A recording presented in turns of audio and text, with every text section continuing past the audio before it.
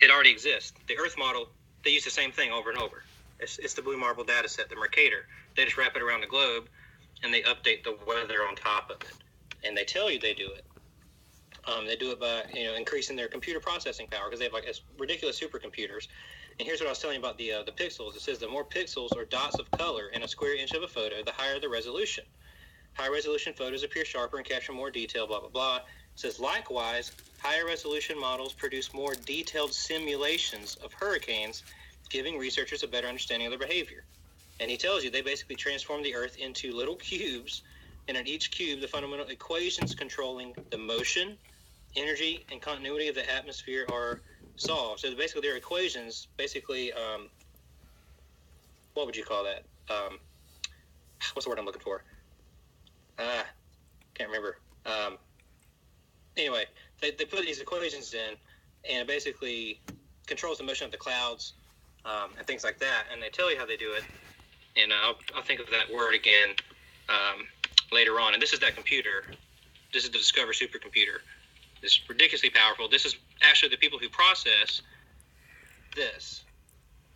This it's funny how the people who admit they're making models, updating weather and cloud patterns, are the same people processing these supposed real images of Earth. So my conclusion is, how do you know what's what?